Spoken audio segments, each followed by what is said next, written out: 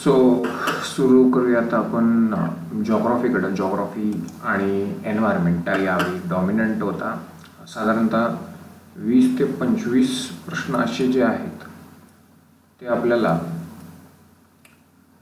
Geography, human geography आणि environment याच्याशी relate करता येऊ शकत होते. सो हा पार्ट फार डॉमिनंट होता या पेपरमध्ये. पहिला प्रश्न बघूया. भारतीय द्वीपकल्पाच्या सीमेवरील बंगाल उपसागर आणि अरबी समुद्र खालीलपैकी कोणत्या कारणाने वादळाची निर्मिती होते असं विचारलेलं. तर ह्याचं उत्तर जे आहे ते पर्याय क्रमांक 2 हे आहे. कारण भारतीय द्वीपकल्प आणि बंगालच्या उपसागरामध्ये पाण्याचं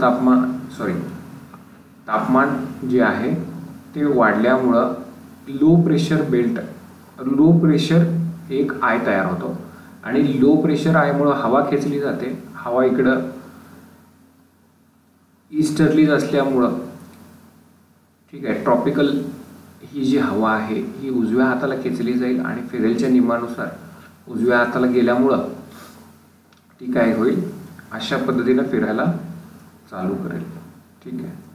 सो या ठिकाणी तापमान वाढ आणि हवेचा दाब कमी झाल्यामुळे हा डोळा तयार झाला आहे आणि म्हणून याचं उत्तर जे आहे तर पर्याय क्रमांक 2 हे याचं योग्य उत्तर आहे. ठीक, पुढे जाऊया आपण पुढच्या प्रश्नाकडे.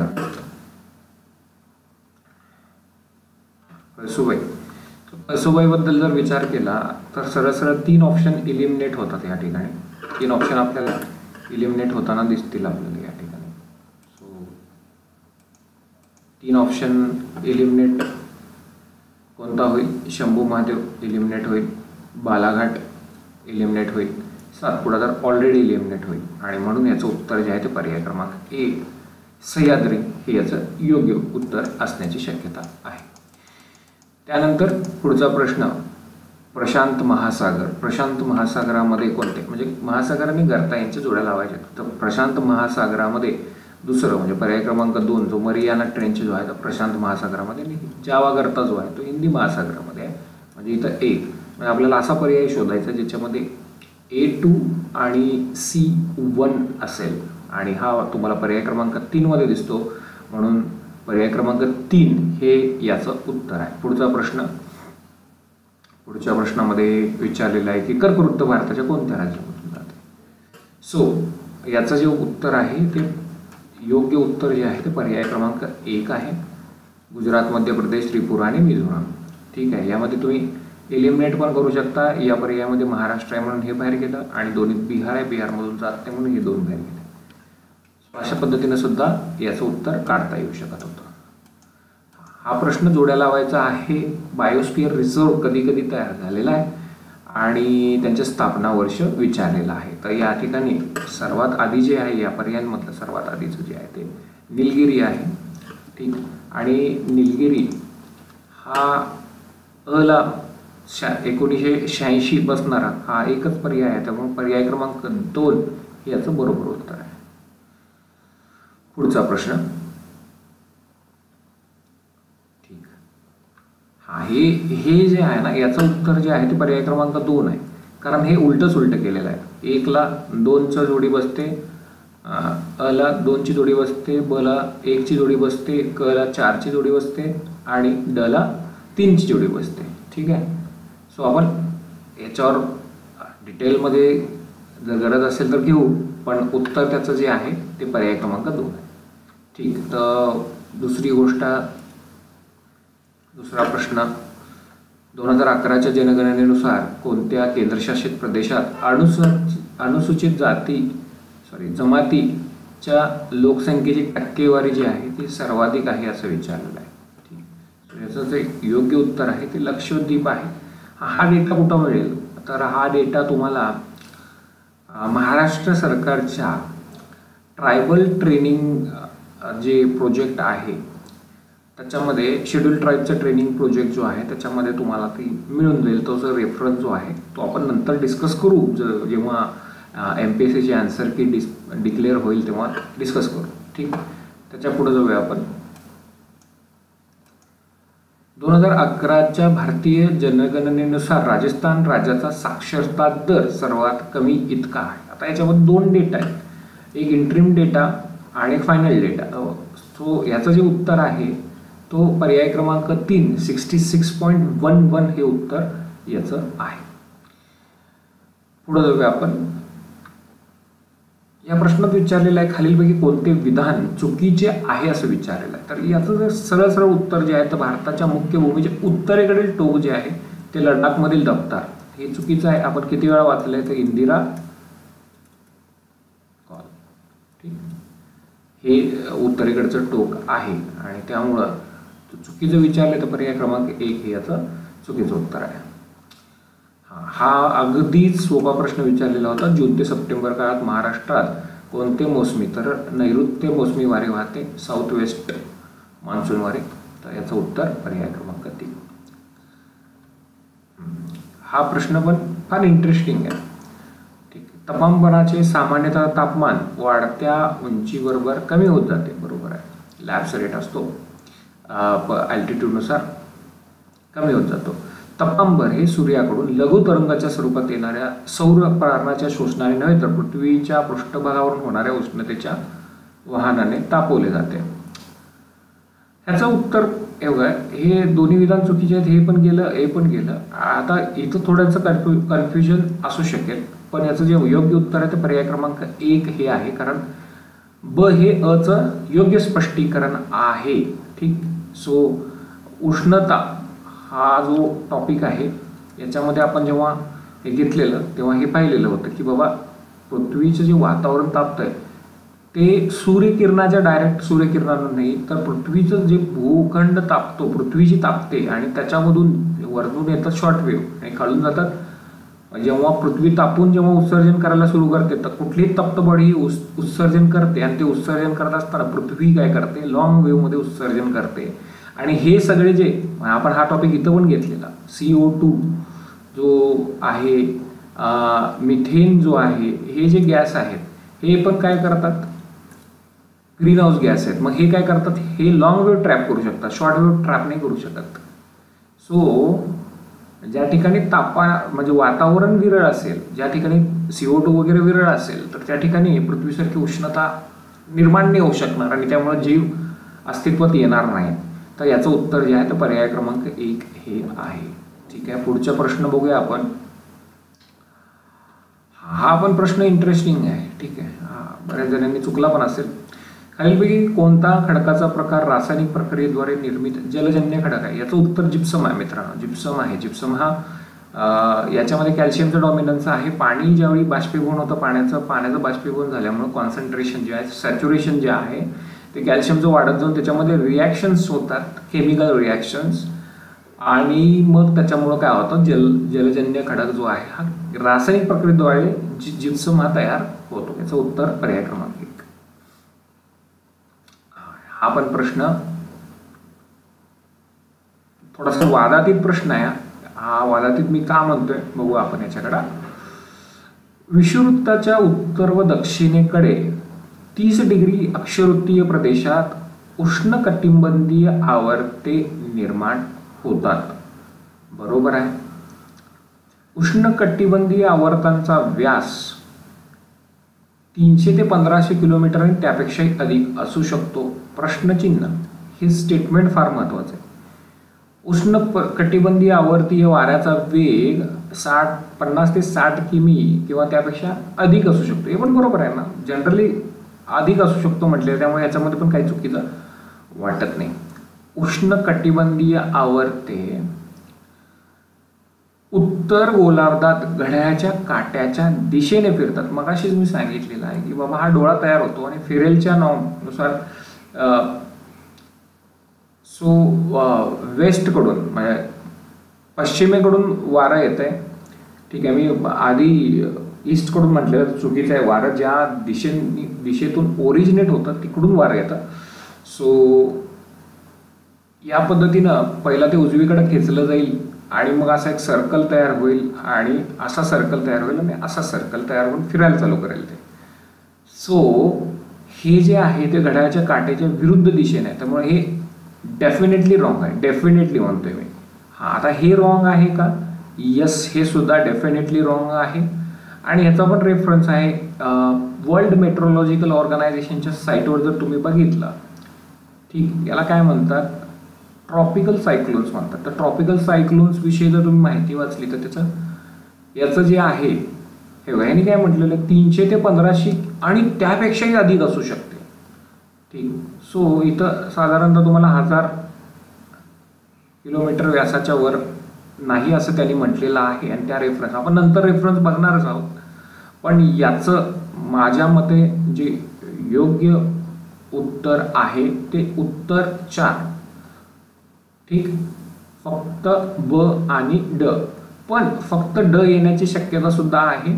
सो बघूया आयोग काय आन्सर देते, पण योग्य उत्तर हेच असेल असं माझं मत आहे.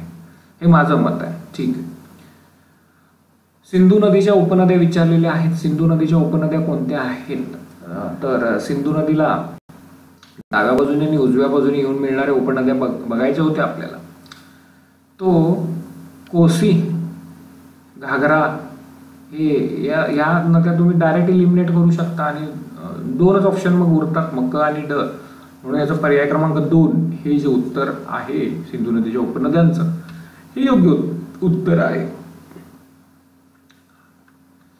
त्याच्यानंतर लोकसंख्येवर जी 2011ची जी जनगणना विचारली जाईल, कारण आपल्या सर्वांना माहिती आहे की 2011च्या जनगणनेनंतर कोणती जनगणना कोविडमुळे झालेली नाही आहे. 2021ची जनगणना झालेली नाही आहे आणि त्यामुळे 2011च्या जनगणनेवर प्रश्न येणार हे अपेक्षितच होतं. सो याच्यामध्ये बघा, केरळ हा जो आहे हा लिंग गुणोत्तरामध्ये पहिला नंबर घेऊन चालतो. त्याच्यानंतर तुम्हाला पुदुच्चेरी हा दुसरा नंबर घेऊन चालताना दिसेल. ठीक, आणि मग तमिळनाडू जो आहे तो या ठिकाणी तुम्हाला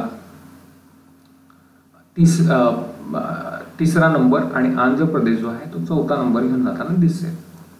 सो याचं जे योग्य उत्तर जे आहे हे आहे पर्याय क्रमांक 4.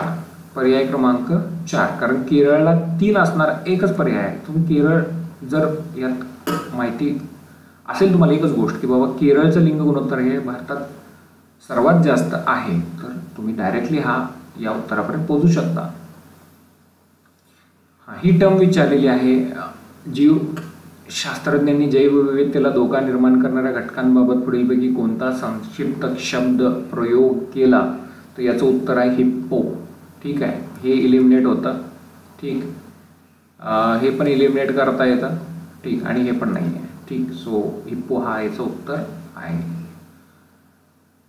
खालीलपैकी कोणते एक पुनर्नवीनीकरणीय ऊर्जा संसाधनाचे उदाहरण आहे?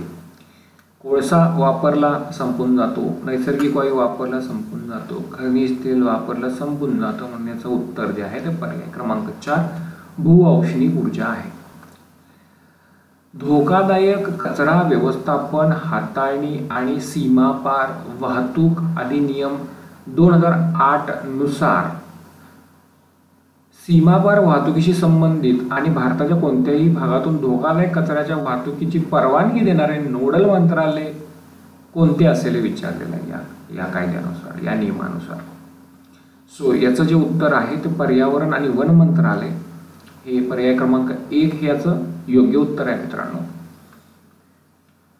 भारतातील सरपटणारे प्राणी आणि उभयचर प्राणी उभयचर म्हणजे पाणी आणि जमिनीवर असणारे उभयचर अत्यंत धोक्यात असलेल्या प्रजाती म्हणून खालीलपैकी कोणता प्राणी घोषित केलेला नाही? तर याचं उत्तर आहे हा उभयचरच नाही आहे, फ्लोरिकन हा उभयचर आहे. कासव, ठीक, टोड, रिव्हर टेरापिन हा पण आहे, घरियाल पण आहे. ठीक, सो घरियाल हा गंगा नदीच्या पाण्यामध्ये सापडतो. बघूया आपण ते म्हणजे आपल्या लेक्चरमध्ये हे सगळं कव्हर झालेलं आहे. सो याचं जे योग्य उत्तर आहे ते बंगाल फ्लोरिकन असं उत्तर आहे.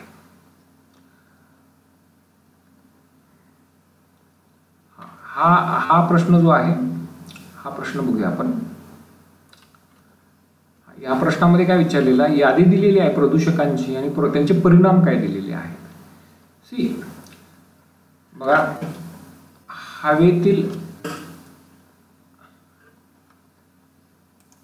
हवेतील मिथेन हा जो आहे तो जागतिक तापमान वाढीसाठी रिस्पॉन्सिबल ठरतो. तर मिथेन बला असणाऱ्या 2 जोड्या आहेत तिथं.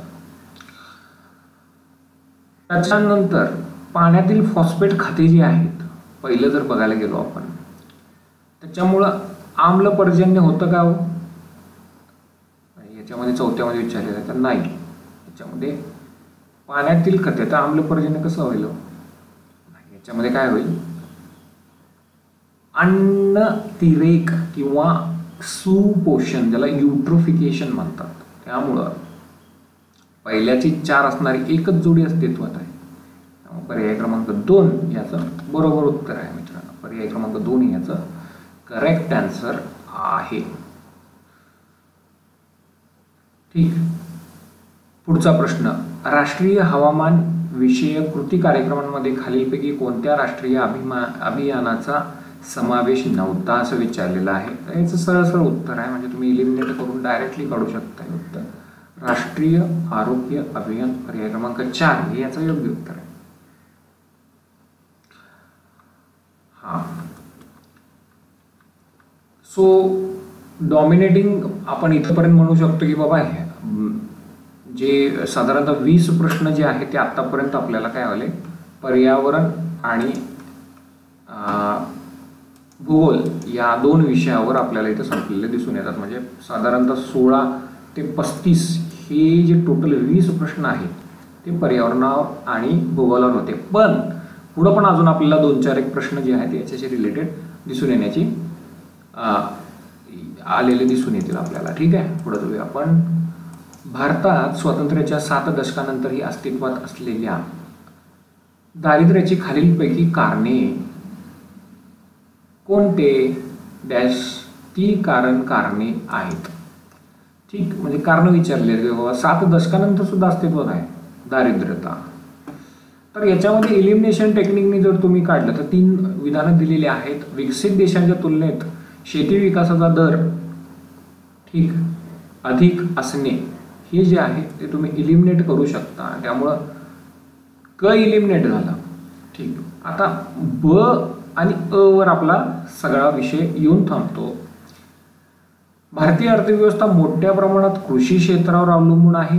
बघा, याचे 2 पैलू आहेत. आता जर कॉन्ट्रीब्युशन ऑफ ॲग्रिकल्चर जर बघितलं, म्हणजे फॅक्टर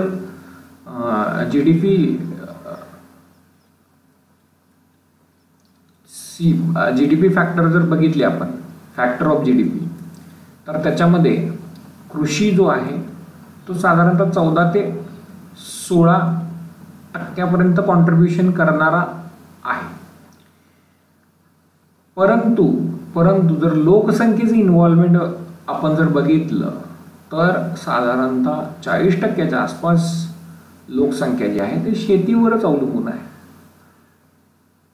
सो अर्थव्यवस्था मोठ्या प्रमाणावर कृषी क्षेत्रावर अवलंबून आहे, हे या विधानावरून बरोबर ठरते, या लॉजिकवरून बरोबर ठरतं की जास्त लोकसंख्या त्याच्यावर अवलंबून आहे.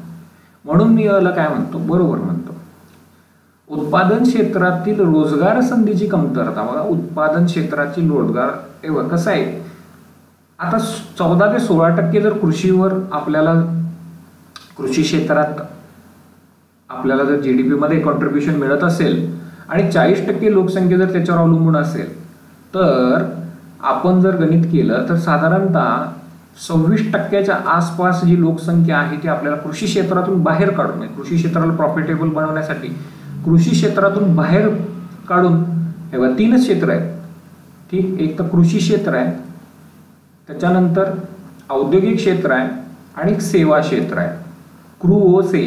ठीक, सो आपल्याला हे कृषी क्षेत्रातनं काढून कुठं घालायला लागतील, आपल्याला आयदर ह्या क्षेत्रात किंवा ह्या क्षेत्रात अकोमोडेट करायला लागेल. आपली जी ग्रोथ झालेली आहे 1991 नंतर, ती काय झालेली आहे, जॉबलेस ग्रोथ झालेली आहे. जॉबलेस ग्रोथ म्हणजे ह्या क्षेत्रामध्ये जॉब तसे म्हणावे तसे तयारच नाही झालेले, त्यामुळे कृषी क्षेत्रातून आपण त्यांना बाहेर काढू शकलो नाही. मग हे जे स्टेटमेंट आहे तर माझ्या ह्या सगळ्या विवेचनानुसार हे स्टेटमेंट की उत्पादन क्षेत्रातील रोजगार संधीची कमतरता हे सुद्धा विधान जे आहे ते बरोबर आहे. त्यामुळं विधान 3 बरोबर येता कामा नये, कारण आपण क आधीच इलिमिनेट केलेला आहे. त्यामुळं 1 आणि 1 हे विधान इलिमिनेट झालं. आपण बरोबर ठरवलेलं आहे, त्यामुळं हे पण विधान चुकीचं झालं आणि म्हणून राहतो पर्याय क्रमांक 2 हे याचं उत्तर असण्याची शक्यता आहे. त्याच्यानंतर पुढे जाऊया. आता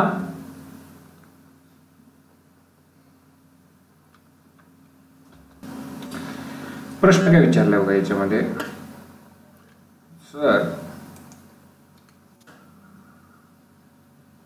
सर आणि मॅडम बघा प्रश्न काय विचारलेला आहे.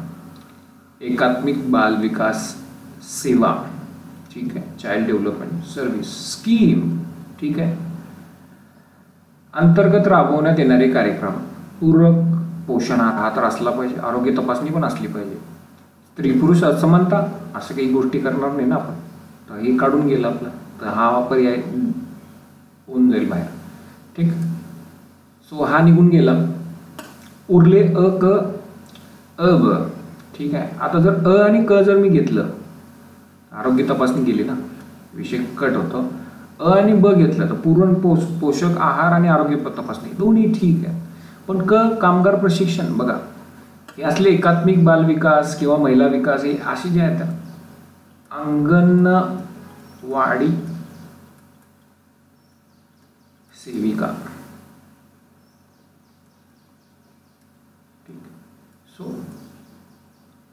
अंगणवाडी सेविका ज्या आहेत ह्या यासाठी कर्मचारी वर्ग म्हणून काम करतात आणि यांचं प्रशिक्षण देणं ही योजना जर राबवायची असेल आपल्याला तर प्रशिक्षण हा सुद्धा अविभाज्य घटक आहे. याचे रेफरन्स मी देणार आहे नंतर, पण आता आपण याचा आन्सर जे आहे हे माझ्या मते योग्य आन्सर पर्याय क्रमांक 4 अ व क हे येण्याची शक्यता आहे. 2011च्या जनगणनेनुसार, ठीक, सन 2011च्या जनगणनेनुसार बघा, हा पण मी भूगोलाचाच प्रश्न करतो, मानवी भूगोलाचा. 13% लोकसंख्या शहरी लोकसंख्या, ठीक, शहरी लोकसंख्या माहिती आहे आपल्याला 32%च्या आसपास यावेळी होते. मॉन्टेक्सिंग आलोवाले यांचं भरपूरसं हे होतं की बाबा 32 पासून आपण 42 आणि 42 पासून 62 पर्यंत जायचं. ठीक, हे आपलं टार्गेट आहे. सो ठीक आहे, याच्यात डीपमध्ये न जाता आपल्याला गरज नाही आहे त्याची. मुंबई, चेन्नई, कलकत्ता आणि दिल्ली असे 4 पर्याय दिलेले आहेत. तर याच्यामध्ये मुंबई फॉर शुअर आहे, कलकत्ता फॉर शुअर आहे आणि दिल्ली सुद्धा फॉर शुअर आहे. सो चेन्नई इलिमिनेट होतो याच्यामधून, त्यामुळे माझं उत्तर जे आहे या संदर्भात ते असणार आहे अ क ड पर्याय क्रमांक 2 याचं बरोबर उत्तर आहे.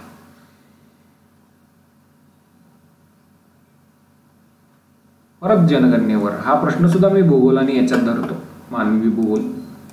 ठीक, 2011च्या जनगणनेनुसार भारताची लोकसंख्या जागतिक लोकसंख्येच्या किती टक्के आहे, तर 17.5%. एकदम सोपा प्रश्न होता, 17.5% इतके आहे. भारतीय लोकसंख्या धोरण 2000 संदर्भात खालीलपैकी कोणती विधाने बरोबर आहेत असं विचारलेलं आहे, तसं विचारलेलं बरोबर. ठीक आहे, सो जास्तीत जास्त 2 आपत्तीनुसार 2050 सालापर्यंत देशाच्या लोकसंख्येत स्थिरता आणली पाहिजे. 2045 आहे, त्यामुळे ही चूक आहे. सार्वत्रिक लसीकरण बरोबर आहे. अब्रक मृत्यू प्रमाण प्रति हजारी 30% पेक्षा खाली आणणे चुकीचं आहे. 30% नाही आहे, ते 30 पेक्षा खाली आणणे आहे. ठीक आहे, माता मृत्यू दर 100 पेक्षा खाली आणणे, हा दर हजारी आणि हा दर लक्ष. ठीक आहे, 1 लाख डिलिव्हरीच्या मागे. सो हे आपण पाहिलेलं होतं लेक्चरमध्ये आणि त्याचमुळे याचं जे उत्तर आहे ते केवळ ब बरोबर, केवळ ब बरोबर, केवळ ब बरोबर हे विधान पर्याय क्रमांक 4 हे याचे योग्य उत्तर आहे. ठीक आहे, प्रश्न एकदम लॉजिकल प्रश्न आहे बरं का, हा लॉजिकलच आहे, असं कुठं मेन्शन वगैरे दिसणार नाही, तरी पण याची आपण रेफरन्स नंतर बघूच. तर लक्षात घ्या, विचारले काय बघा, जमीन धारणेची मर्यादा म्हणजे व्यक्ती स्वतःच्या नावे कितीही जमीन धारण करू शकतो याची वैधानिक परिपूर्ण मर्यादा होय. जमीन धारणेची मर्यादा लादण्याचे खालीलपैकी कोणते 2 पैलू आहेत? स्वतः सांगितलेले 2 पैलू आहेत. ठीक आहे, आपल्याला फक्त आता 2 इलिमिनेट करायचं आहे किंवा 1 इलिमिनेट करायचा आहे जेणे आपले 2 पर्याय इलिमिनेट होतील. तर जमीन रूपांतरणावर मर्यादा आणणं हे जमीन धारणेचं लक्ष आहे का? जमीन रूपांतरणावर मर्यादा आणली तर आपण उद्योगधंद्यांसाठी जमीन कुठून आणणार आहे? त्यामुळे ड गेला. एकत्रित जमीन मालकी मर्यादा. आता एकत्रित जमीन मालकी मर्यादा संबंध आहे का? इथं स्वतःच व्यक्ती म्हणतात ते स्वतःच्या नावे. मग एकत्रित जमीन मालकीवर मर्यादा आहे का? आणायची आहे का? भविष्यातील अधिग्रहणावर मर्यादा म्हणजे आता माझ्याकडं जमीन मर्यादापर्यंत जमीन आहे आणि मी भविष्यात आणि तेवढी जमीन खरेदी करायची का? मग माझ्याकडे काय होईल? जमिनीचं कॉन्सन्ट्रेशन होईल. म्हणून हा पर्याय मला बरोबर वाटतो. आणि विद्यमान जमीन धारणेवर मर्यादा ही तर ऑलरेडी कायदाच त्याच्यासाठी तयार केलेला आहे, त्यामुळे हे तर बरोबर असणं म्हणजे क हे तुमचं ऑप्शनमध्ये असलंच पाहिजे. ठीक, त्यामुळं हा ऑप्शन उडून जातो. आता उरलेल्या ब आणि अ मध्ये जर आपल्याला विचार करायचा असेल तर अ हे बरोबर आहे जास्त रादर दॅन ब पेक्षा. क तर आपल्याला फॉर शुअर माहिती आहे की क ऑप्शन असेल, क जिथं विधान आहे तो ऑप्शन असेल. आणि अ आणि ब मधलं जर निवड करायची आहे तर माझ्या मते अ ची निवड करायला पाहिजे आणि त्यामुळे माझा आन्सर या ठिकाणी काय असेल? पर्याय क्रमांक 4 जे आहे ते असेल. हा प्रश्न ठीक. दत्तारेम सुंदरम मध्ये ठीक ह्युमन डेव्हलपमेंटवरच जो चॅप्टर आहे त्याच्यामध्ये या संदर्भात लिहिलेला आहे. सो हा जो फॅक्टर जो आहे लिंग आधारित मानव विकास निर्देशांक याच्यामध्ये हा फॅक्टर येत नाही, म्हणून हे पहिलं जे विधान आहे ते चुकीचं आहे. आणि वरील 4 घटकांचा विचार केल्यास स्त्री पुरुष असमानतेमुळे मानव विकासावर प्रतिकूल परिणाम होतो. बघा ह्या ठिकाणी असं नाही म्हटलेलं की लिंग आधारित मानव विकास निर्देशांकातील वरील 4 घटक असं नाही म्हटलेलं. ठीक, सो याच्याबद्दल वाद होऊ शकतो, पण मला असं वाटतं की याचं पर्याय क्रमांक 2 हे जे उत्तर आहे ते बरोबर येऊ शकेल. बघू आयोगाची की आल्यानंतर याच्यावर आणि स्पष्टीकरण होईल आणि त्याच्यानंतर रेफरन्स आपण बघू याचे.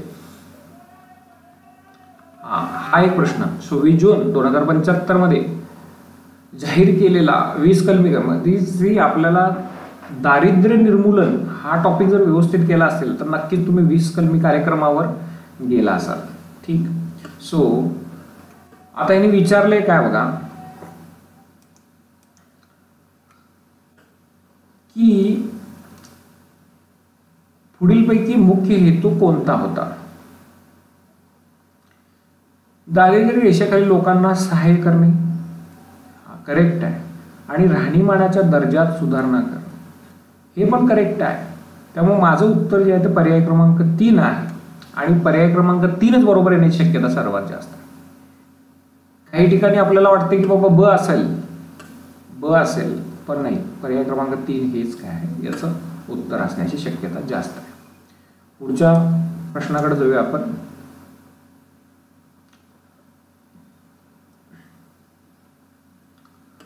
फक्त उत्पादनात होणारी वाढ म्हणजे आर्थिक वृद्धी हे विधान कोणी केले? याचं उत्तर जे आहे ते पर्याय क्रमांक 2 प्रोफेसर किंडलबर्जर हे आहे. प्रोफेसर किंडलबर्जर. इथं तुमची फार कोणतीही इलिमिनेशन टेक्निक कामाला येत नाही. तुम्हाला माहिती असेल तरच तुम्ही अटेम्प्ट करायचं.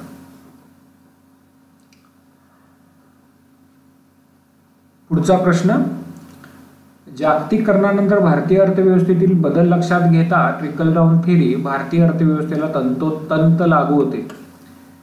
तंतोतंत एवढं ठासून बोलतात तंतोतंत, तर हे चुकीचं उत्तर असणार आहे, चुकीचे विधान असणार आहे. ट्रिकल डाऊन थेरी जर तंतोतंत लागू झाली असती तर वरचे जे श्रीमंत आहेत, ठीक असं म्हटलं जातं भारताची साधारणतः 40% जी साधन संपत्ती आहे ती भारतातली फक्त 1% लोक जे आहेत ते कंट्रोल करत आहेत. भारतातील साधन संपत्तीला वेल्थ म्हणा बरं का, नाहीतर साधन संपत्ती म्हणजे आणि दुसरा काहीतरी अर्थ काढाल त्यात. जागतिकीकरणानंतर विशेषतः 2005 पासून भारताने गाठलेला उच्च विकास दर ट्रिकल डाऊन थेअरीवर प्रश्नचिन्ह उपस्थित करतो. 2005 नंतर आहे आपला उच्च विकास दर होता, करेक्ट आहे. आपण चायनाला सुद्धा सरपास केलेलं होतं ते. 2008ला जेव्हा मंदी आली तेव्हा सुद्धा आपला विकास दर हा उच्चच होता. सो हे सुद्धा हे विधान जे आहे ते बरोबर आहे का, कारण ट्रिकल डाऊन थेअरीवर प्रश्न म्हणजे उच्च विकास दर आला तरी गरिबी काय कमी झाली का, आपला गिनी कोएफिशियंट काही मध्ये काही सुधारणा झालेली आहे का, नाही झाली. सो विधान ब बरोबर म्हणजे फक्त विधान ब बरोबर पर्याय क्रमांक 2 याचं उत्तर असण्याची शक्यता आहे. विकसनशील, हा हे इंटरेस्टिंग आहे. सो याचं जे उत्तर आहे बघा, एलिमिनेशन करून रॉबर्ट 2 ठिकाणी आलाय, त्यामुळे या दोन्हीपैकी असेल. विकसनशील जगामध्ये 40% लोकसंख्या 1950 ते 1960च्या दशकामध्ये झालेल्या आर्थिक वृद्धीचा लाभ यांना काय झालेला नाही. हे विधान कोणाचे विचारलेलं आहे. आता हे विधान जो करणारा हा जो आहे तो रॉबर्ट मॅकनामारा हे याचं उत्तर आहे. हे वर्ल्ड बँकेचे अध्यक्ष होते भरपूर वर्ष ह्या कालखंडामध्ये, साधारणतः 60च्या दशकामध्ये. हे याचा आपण रेफरन्स बघणार आहोत. तर त्याचं हे जे उत्तर आहे त्यांनी हे स्टेटमेंट वापरलेलं आणि हे माहिती असणं फारच रेअर आहे, म्हणजे एवढं डीपमध्ये कोण अभ्यास करतात. ठीक. सो त्याचं उत्तर आपण बघितलं. आता अन्न सुरक्षा विधेयक 2013च्या संदर्भात खालील विधाने घ्या. याच्या जास्त डीपमध्ये मी जाणार नाही. ठीक आहे, याच्यामध्ये काही वाद मला वाटत नाही या प्रश्नामध्ये कोणत्याही पद्धतीचा. सो पहिलं विधान बरोबर आहे. 50% शहरी आणि 75% ग्रामीण लोकसंख्येला अन्न सुरक्षेचा लाभ उपलब्ध करून देणं आणि 1, 2, 3 फॉर्म्युला आम्ही बघितलेला होता.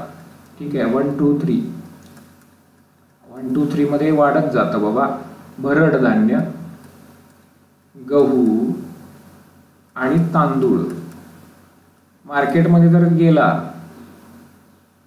तर याचे रेट बघा, भरड धान्याचा रेट आता ज्वारीचा रेट जास्त झालाय गव्हापेक्षा, पण भरड धान्याचा रेट जनरली काय आहे कमी असतो. त्याच्यानंतर गव्हाचा रेट आणि तांदळाचा रेट सर्वात जास्त आहे. तुम्ही जर किराणा माल खरेदी करायला जात असाल तरची गोष्ट आहे, नसाल तर विसरून जा.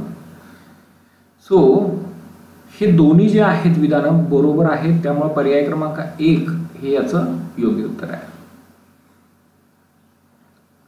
शाश्वत विकास ही संकल्पना, आता हा पण प्रश्न इंटरेस्टिंग, याच्याबद्दल वाद भरपूर आहे, याबद्दल शंका वगैरे शंका कुशंका चालू आहे. पण याचं माझ्या मते योग्य उत्तर जे आहे ते पर्याय क्रमांक 1980 आहे. 1987ला जरी ब्रुंटलँड रिपोर्ट जरी पब्लिश झाला असला तरी हे याचं उत्तर येण्याची शक्यता कमी आहे. 99% हे 1980 आहे, कारण जागतिक संवर्धन धोरण असं विचारलेलं आहे आणि याचं उत्तर जे आहे ते 1980. याचे संदर्भ आपण बघणार आहोत कुठून असं आलं म्हणून. 2020 मध्ये जाहीर करण्यात आलेल्या शाश्वत विकास लक्ष्य निर्देशांकात भारत कोणत्या स्थानावर आहे? 117वर आहे. सो हा सुद्धा क्वेश्चन